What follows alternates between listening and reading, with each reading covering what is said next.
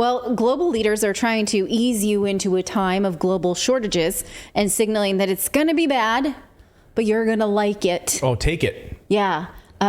There's a book from one of the Harry Potter books that my son likes to quote. You're going to suffer, but you're going to be happy about it. Right. So that's how you're supposed to feel about this. Well, not all global leaders are up for this task. British Prime Minister Liz Truss has thrown in the towel. She resigned today, making her the shortest-termed prime minister in the history of Britain.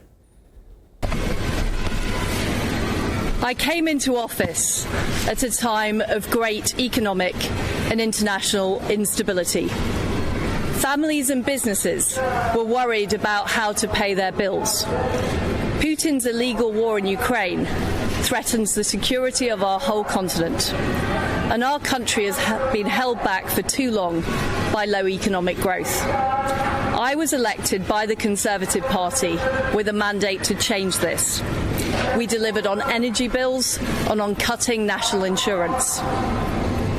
And we set out a vision for a low-tax, high-growth economy that would take advantage of the freedoms of Brexit. I recognise, though, given the situation, I cannot deliver the mandate on which I was elected by the Conservative Party. I have therefore spoken to His Majesty the King to notify him that I am resigning as leader of the Conservative Party. This morning I met the chairman of the 1922 committee, Sir Graham Brady. We've agreed that there will be a leadership election to be completed within the next week. This will ensure that we remain on a path to deliver our fiscal plans and maintain our country's economic stability and national security. I will remain as Prime Minister until a successor has been chosen. Thank you. All right, so she's saying she came to fix the energy crisis and the economy, and she doesn't think she can do it. She doesn't really give a reason. She says, basically, given this mountainous task, can't do it. Can't do it. There's gonna go. Global food shortages by 2023 are going to be the worst. Even way worse than we ever predicted. I can't handle that job. I gotta go. But so then it begs the question, could anyone in that position do it by staying the course of gas sanctions and support for foreign war and looming power shortages and global supply chains? If you want to stay that course of politically manipulated tragedy, then no, nobody can do it, right? And that was her priority. Listen to what she said about exactly what her priorities were earlier this week. It was one of my first acts in office to make sure the military support we give to Ukraine is equal to the military support we gave this year. We must make sure Ukraine win. They can win, they will win, and they must win. All right, so she wanted Ukraine to win, but she didn't care if she lost, right? Okay. In the words of Ron Weasley, another Ron Weasleyism, she needs to sort out her priorities. Yeah, priorities. And no one wants to suffer while she tried. She had a 9% approval rating by some polls. So can anyone else help in the U.S., or the UK or the EU for that matter? Or are we just all headed for colossal shortages of energy and supply?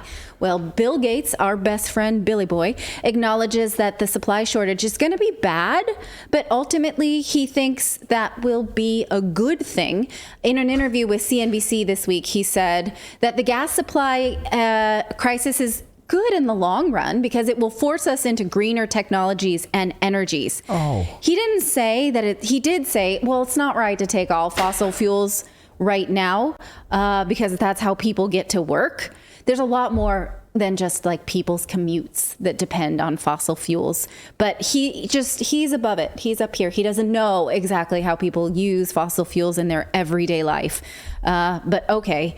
He said that ultimately, though, this is going to happen and we're going to see more openings for green steel mills, green power plants, and green this and that. Like, literally, we're just going to show up to all these openings and be like, great, yeah, this is great. I mean, his soundbite is amazing. I mean, he literally tells a CNBC reporter, like, you know, hey, it's no big, like, look, it's bad. I know it's bad. Like, you know, we still need some transitional stuff. But in the long run, it's fantastic. It really is fantastic. It's all part of our plan coming together. I don't know how you're going to build a factory that produces renewables without fossil fuels. the logistics of that don't make sense to me. Like if you want to build a factory to make green energy, you need old energy to build it. You know, like there's a lot of sort of assumptions in here that he's just like floating on a cloud and completely disconnected from how people actually live.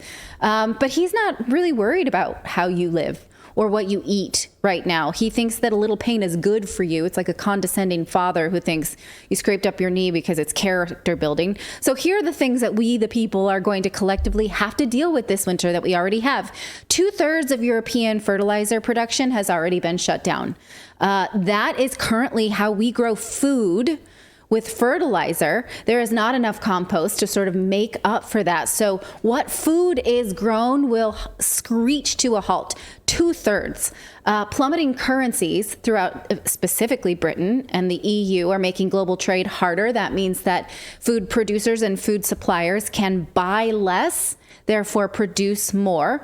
Bird flu is killing millions upon millions of chickens and turkeys, causing a meat shortage. This is not just in Europe, it's all over. And then take a look at this.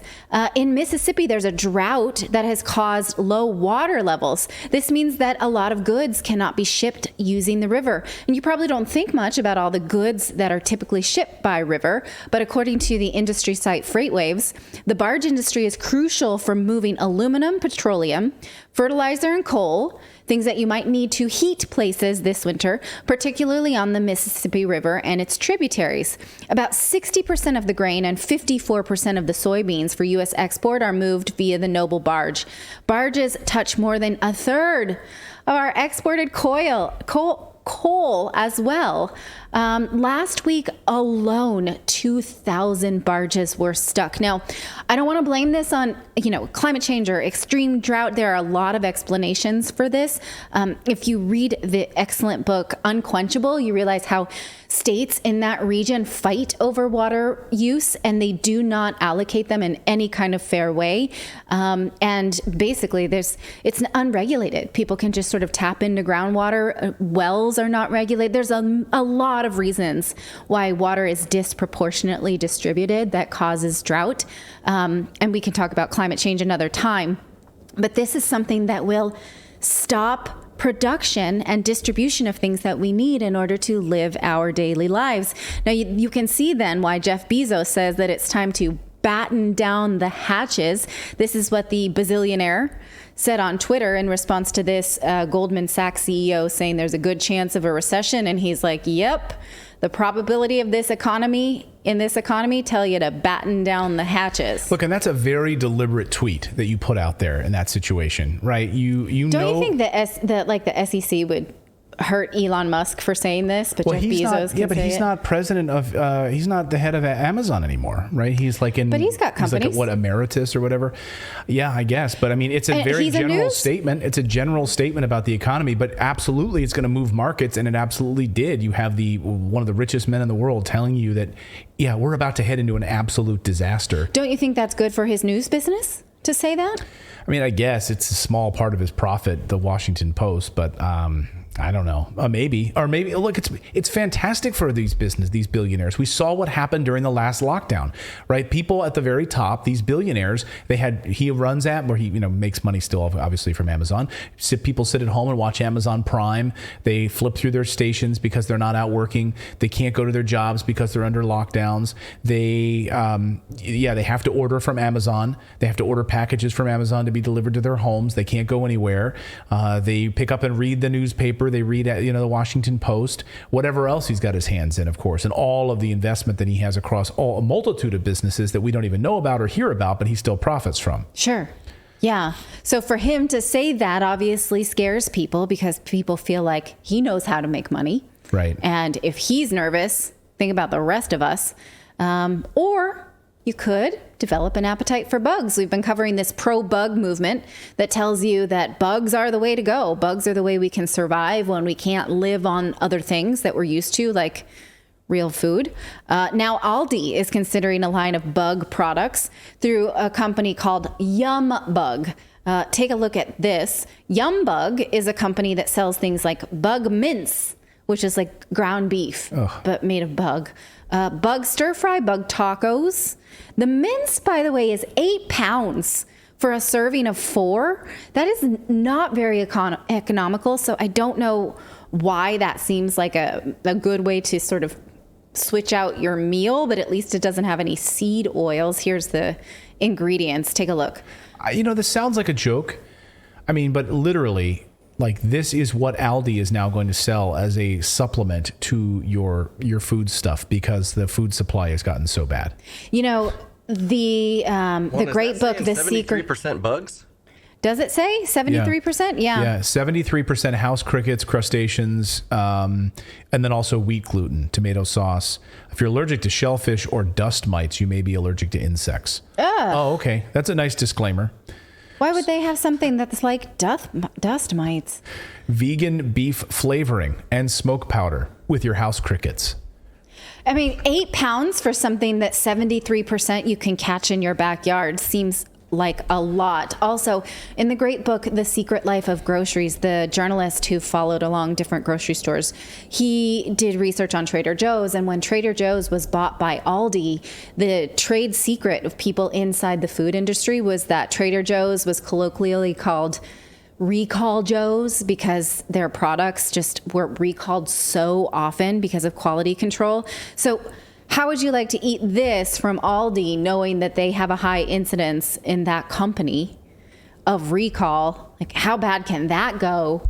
I have a lot of questions. I'm not down for this. And just so expensive. Yeah. As well. I mean, to think about, just so troubling. And of course, this is all, I mean, the most troubling part of all of this is because the man-made crisis. Yes. Right. When you have these globalists like Bill Gates and Charles Schwab. I always keep saying that. Klaus Schwab have this plan in place, and you hear it right from their mouths. You hear it not just from Bill Gates saying that this is part of the plan, and by the way, this will speed the transition. So the transition to what your plan, right? That's your plan. Keep us as sick as possible so that we can keep filling people with these biopharmaceuticals.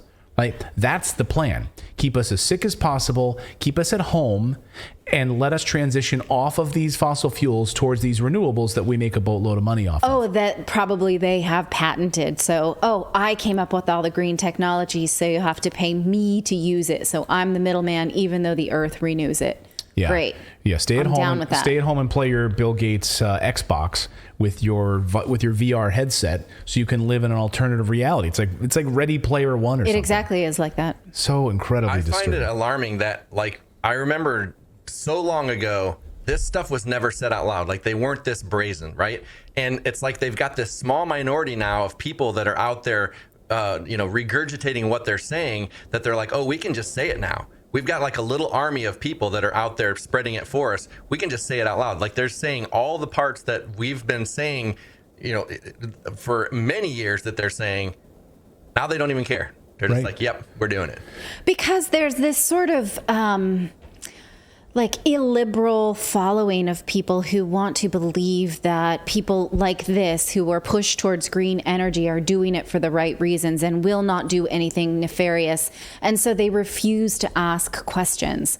And so that works for them. That's, it worked just fine during the pandemic when people would wear a mask. Okay, great. Then we'll demonize everyone who asks questions.